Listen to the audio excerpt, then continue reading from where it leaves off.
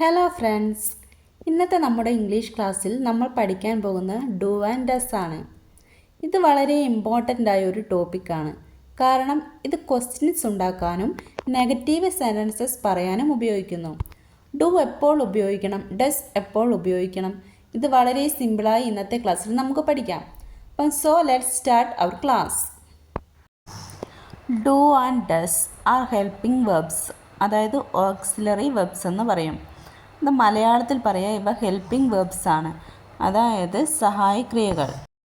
V use them in questions, ചോദ്യങ്ങൾ, negative sentences അല്ലെങ്കിൽ നിഷേധവാക്യങ്ങൾ, എംബസിസ്, ഒന്നിനെ സ്ട്രെസ് ചെയ്യാൻ. ബേസിക് റൂൾ എന്ന് പറയുന്നത് ഐ യു വി ദേ വരുമ്പോൾ ഡൂവും ഹി ഷീ ഇറ്റ് ഡസ്സുമാണ്. ഇതിൽ ഞാൻ മലയാളത്തിൽ കൊടുത്തിട്ടുണ്ട്. ഐ യു വി ദേ വരുമ്പോൾ ഡു ഉപയോഗിക്കും, ഹി ഷീ ഇറ്റ് വരുമ്പോൾ ഡസ് ഉപയോഗിക്കും. Example simple sentences using do. Do വെച്ചിട്ടുള്ള കുറച്ച് എക്സാമ്പിൾസ് നമുക്ക് നോക്കാം. ഐ ഡു മൈ ഹോംവർക്ക്, ഞാൻ എൻ്റെ ഹോംവർക്ക് ചെയ്യുന്നു. ദേ ഡു ദെയർ വർക്ക്, അവർ അവരുടെ ജോലി ചെയ്യുന്നു. വി ഡു എക്സസൈസ് ഡെയിലി, ദിവസവും വ്യായാമം ചെയ്യുന്നു. യൂസിങ് ഡസ്, ഡസ് ഉപയോഗിച്ചിട്ട് നമുക്ക് സെൻറ്റൻസസ് നോക്കാം. Example, he does his homework, അവൻ തൻ്റെ ഹോംവർക്ക് ചെയ്യുന്നു.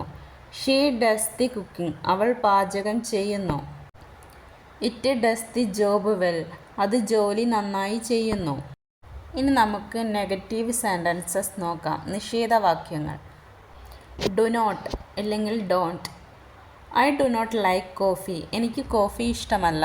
ദേ ഡോണ്ട് അണ്ടർസ്റ്റാൻഡ്, അവർ മനസ്സിലാക്കുന്നില്ല. Does not, he does not like tea, അവന് ചായ ഇഷ്ടമല്ല.